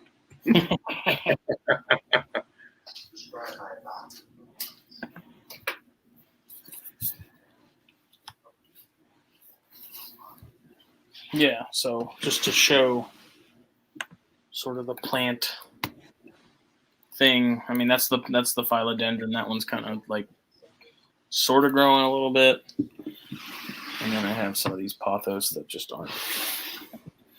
Oh, I forgot you sit right there. What are my odds of grabbing this? Back beast. You can get hit. Huh? Little yellow bastard's looking at you. This one's usually not that bad. But like this isn't growing. Like that little, it's just not happening. So I recommend starting out with a bigger cutting, because one ain't it. I love this rack from MP Cages and Exotics. I'm pleased with mine. I love mine. And now I'm going to see if I can find this Jansenite shed, but also keep my computer from falling with my headphones still attached. And maybe, just maybe, this angry bastard will come out and visit me. I got bit by the female. Yeah, how was that? It actually wasn't that bad. Okay. I was kind of surprised. I was expecting it to be way worse. Where are you, demon? See, my big concern is that the tail tip didn't come off like the Boiga. There's a struggle there.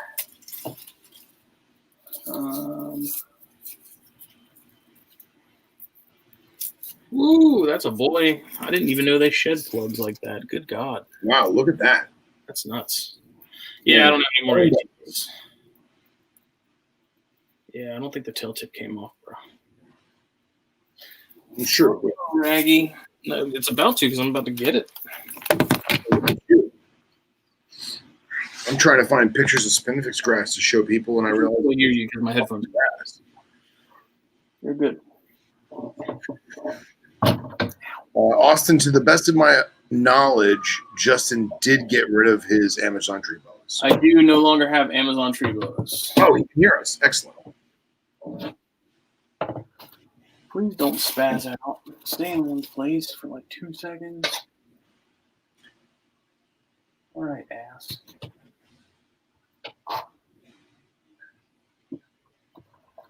There we go.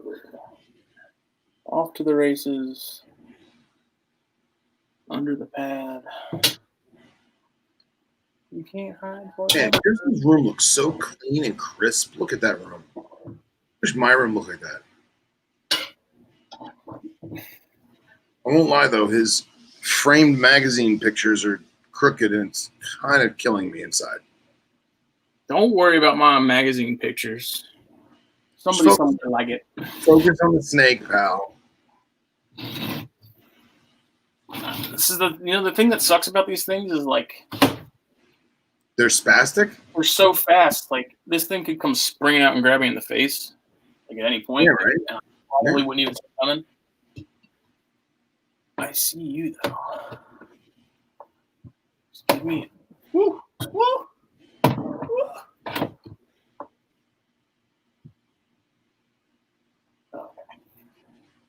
They are fast bastards though, man.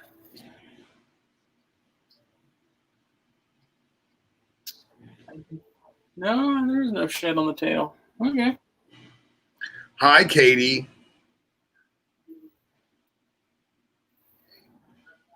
Are you excited? You're coming to see us in like 3 weeks. I know, it's crazy, right? It's around the corner. I know. Mm-hmm. It's going to be epic. Epic. What are you wearing? I don't know. I have to figure that out. What are other people wearing? Justin's wearing a suit. I would like to hope so. I mean, he is the groom.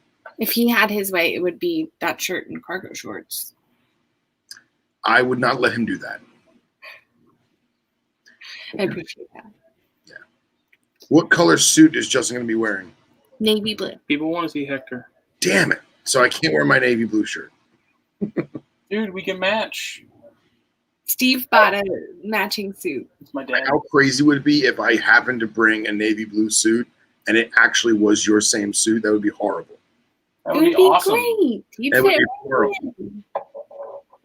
We are low key. How many people are coming?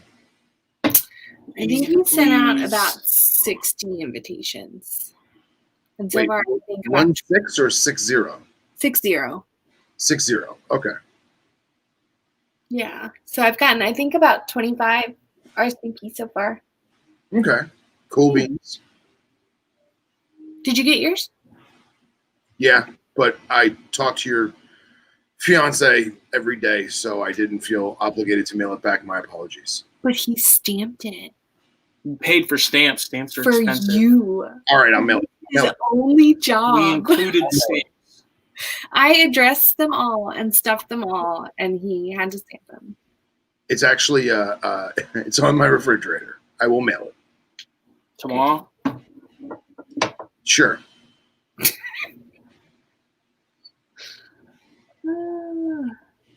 Where's that? Where's that thing? He's in here. Oh. Is buddy. he? Yeah.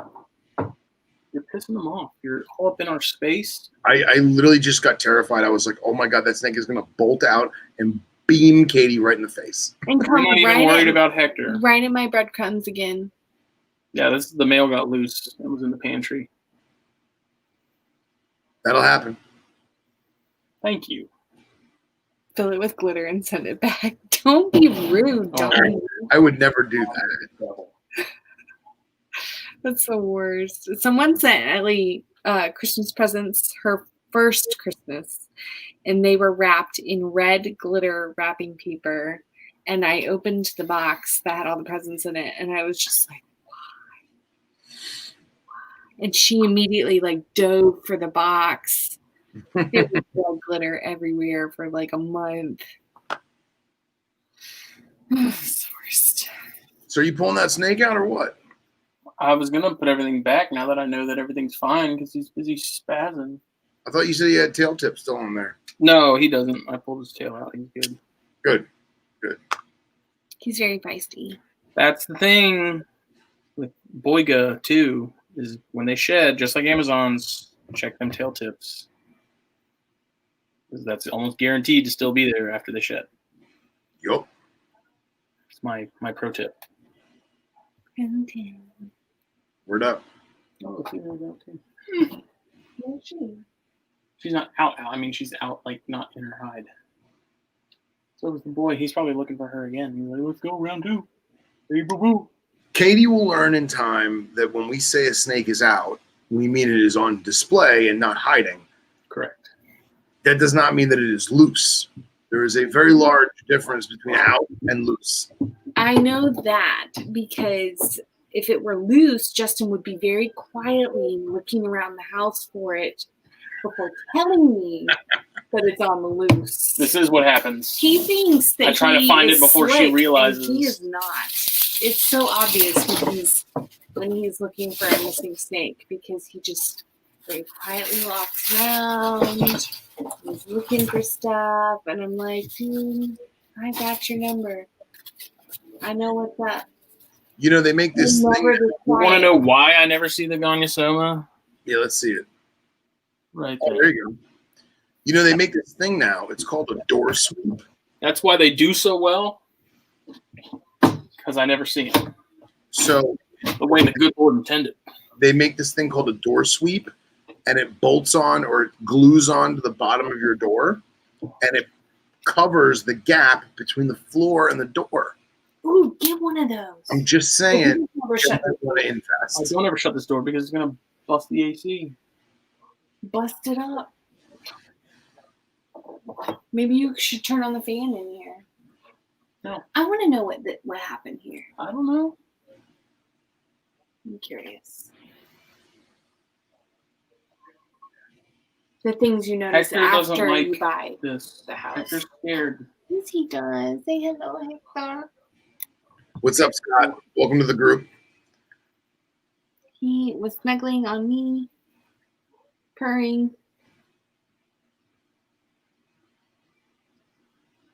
Very cute.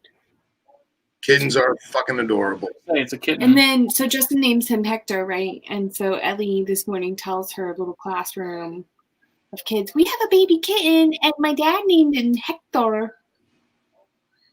To her whole class. I was like, oh my God. What's wrong with that? She just said it with a little accent, and I was like, great. God forbid you have some culture and actually pronounce it. See, when I hear the name Hector, I don't think of Hector. I think of who is it? Hector the Trojan, Who? Yeah. right? Well, who's it was Was it Paris's brother? Right? I think so. It's been a minute since I remembered my Greek mythology. Something to that extent. Oh, buddy. Someone on here will correct me. That's why I love the group. I just think of a telenovela. Hector, how could you? You were in a coma for so long. You denied my love for you. How did you cheat on me with my sister when you were in a coma? Hector. Oh, so what day are you coming up? I have no idea. I'm off Wednesday to Thursday. And your wedding is on a Saturday? Yes. So I don't know. I talked to Justin about coming up before or coming up after, and he had said that you guys hadn't really figured out what you were doing post-wedding, so I didn't want to like encroach on any kind of family stuff or honeymoon stuff or whatever. So I figured I might come up before and then after the wedding go back south and do some herping. Nice. I think we are gonna try to get away to like Chimney Rock, Asheville. We've been looking at Airbnbs. Cool. Most people would already have this planned, but we procrastinate. But we don't procrastinate. We fly by the seat of our pants. Look, shotgun honeymoons are okay. Shotgun weddings, not so much. Yeah. So, but definitely, I mean, I think we're gonna come back here Saturday night and then leave the next morning. It's kind of dumb to try to get a hotel room or something like that just for the night. That's dumb. So that's so far the plan. You got a sitter for the wedding night? Yeah. My mom. You do. Oh, perfect. You could be like my parents on their wedding night. My mom told me that she was horribly inebriated and fell asleep on the bathroom floor.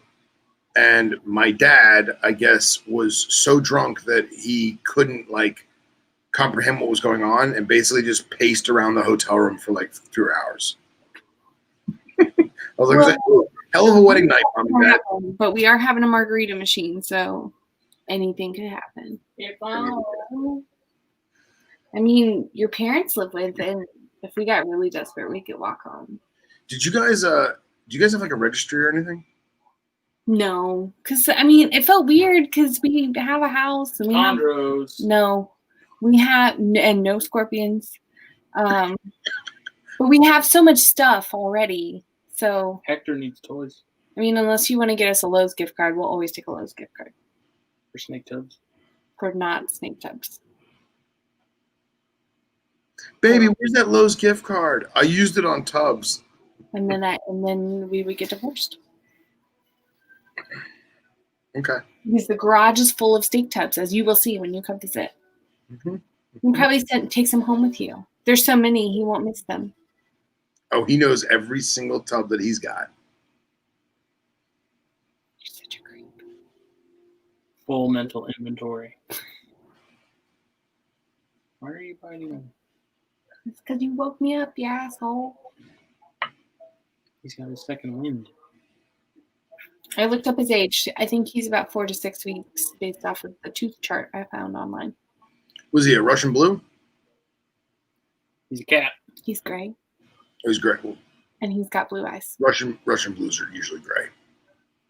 Well, then why do they call him blue? Because it's a blue-gray. Or as the Germans would say, a Blaugrau. Oh, we should have named him Dimitri. Oh, what? Does the Germans say what? Blaugrau. Blaugrau. Dimitri. Blue-gray. Oh. This isn't Anastasia. It is super cute. He is very cute. He loves Justin. And he's not at the Velcro stage yet. He is at the Velcro stage. Yeah, he likes to perch up there. He thinks he's a parrot. When we were at his sister's yesterday, he sat on the back of the couch just like hiding in my hair. That's comfortable. Do you like how Justin hung up his magazine covers all crooked? I just said that.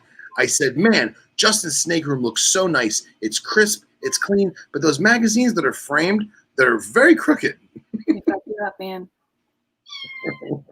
The first one he hung was this one.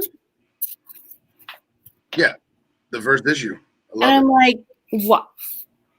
In the middle of the wall, on the side. Ain't no rhyme or reason. So I was like, why don't you get some command strips? I'm like, then you can move them all around and arrange them and make them straight. And he goes, you see that every time I hang one up. He looks like a Sasquatch Dr. Evil petting his cat right now. Come, Mr. Bigglesford. Well, what's funny is the first magazine, I had that Knobtail article, and Justin sent me the framed sections of the pages. So I have a friend who does a bunch of photo stuff. I had him print me out like a mini poster of my article with the cover of the magazine.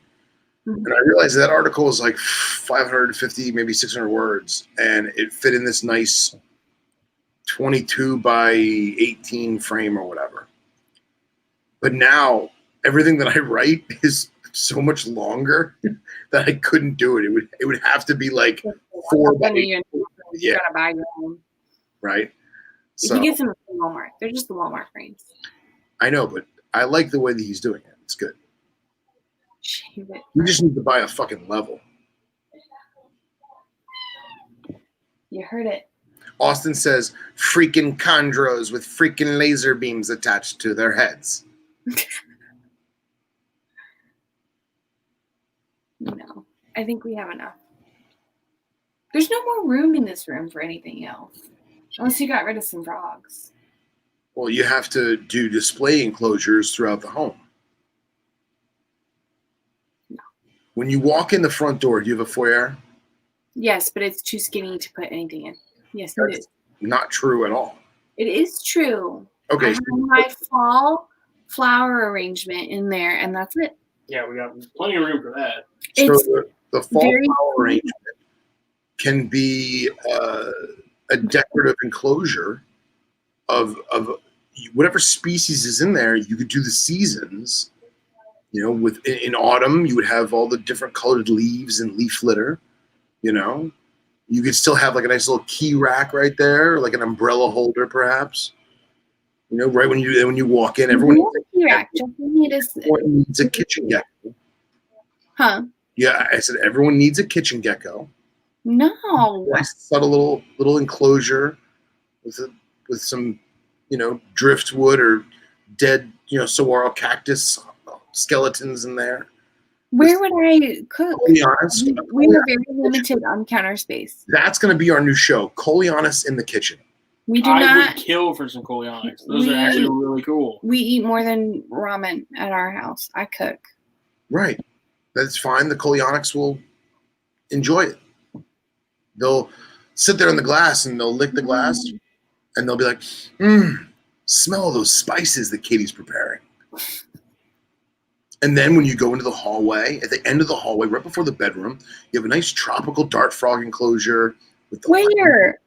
In the hall, you walk down the hallway. You are acting like we have all this room. You do. I know. It's maximizing the surface area of the space you have. Turn it down. Okay, you calm down. Look at this. This is our hallway. Where am I going to put a frog tank, Philip? Well, are you still in the room? Exit the room. I did. Oh, so right there, right against that wall, right there. Room. Right no, there. because then That nice white. This one right here. You could do one there. You could do something small right there, or that wall right there. You know what would happen to that? The first time Justin got out of bed for a drink of water in the middle of the night, he would run into it. No, you wouldn't. You would learn that it's there. It's a major walkway. Right, and it would be a beautiful work of art in vision of a natural. We have one frog tank over here.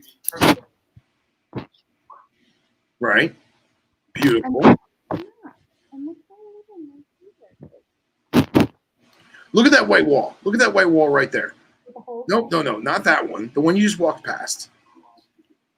The one behind Justin. There you go. Right underneath that little light there. That is the spot. That is a perfect prime spot for a long, wide enclosure. That's my foyer with my Hobby Lobby decoration. And that windowsill would be pristine with a nice, desk chest thing right in front of the window with a lovely enclosure on top of it. But the door almost hits it when you open it. Well, you would move it out of the way so the door didn't hit it. No. I managed to get one of the frog tanks out of our bedroom. Scott says that he sees a lot of wall space, or as I like to refer to it as valuable real estate. And then he was saying that you could even insert something into the wall and make it flush. He knows what's up. Are you willing to fund all these projects? No, you guys are all about the do-it-yourself thing. Mm-mm. Look, I'm sure Justin can cut some drywall. You're meticulous enough that the spackling will look beautiful. And we're all good. No. See, Mike agrees. Just install the enclosure on the wall. Have a seat, Mike. I'm not going to pick it back. Ain't nobody want to hear that from you.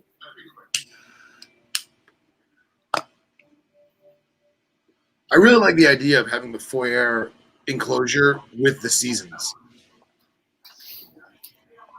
I think it's doable. Ideally, my plan right now is to figure out, cut back on dart frogs. I'd like to get rid of that rack because these guys are all going to need upgrades at some point. No, it's not what you heard. And then what I'm going to do is move this male's cube where she is, move her over here, hook those up to the thermostats. And then they're good to go. Look at how much space you're wasting with all these frogs.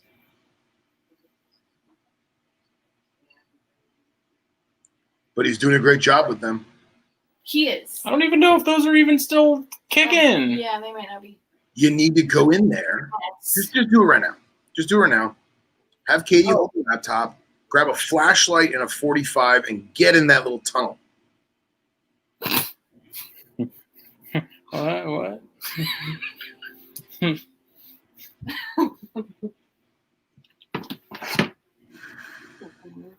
the walls. Look at what you've started. Ow. It keeps the show lively. I love it. Where are we going? What are you doing? You woke me up.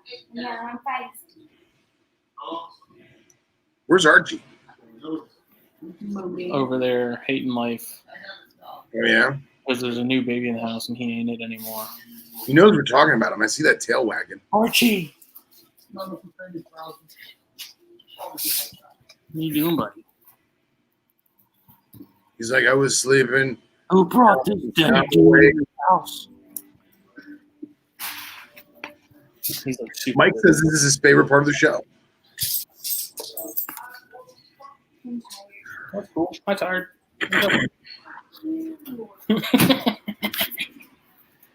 So are we going somewhere? Are we going on an excursion? I don't know. I think I just got locked out of the house. Oh, so speaking of being in the garage, how's the new Deftones album? I haven't heard it yet. Huh? I said, speaking of being in the garage, how's the new Deftones album? I haven't heard it yet. It hasn't. It actually, there's 2 singles that have been released. Doesn't come out until the 25th. Oh, okay. All right. The 2 singles are not horrible, not great, which was pretty much the running thing with their last album. Okay. It'll still be good. Last album wasn't the one with Diamond Eyes, right? No, there's been 2 albums since that. Diamond Eyes had You've Seen the Butcher, right? Yeah. Yeah, that album was awesome. That album's 10 years old. Is it really? Oh, my God. 10 years old as of this year. I saw them live on that tour. Jesus. What are we doing, Smithy? 10 years. 10 years.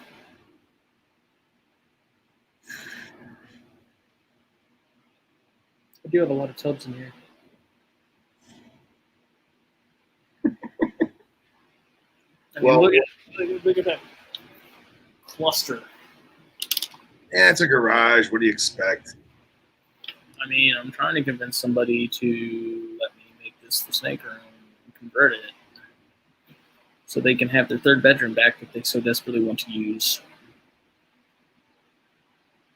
You can do it.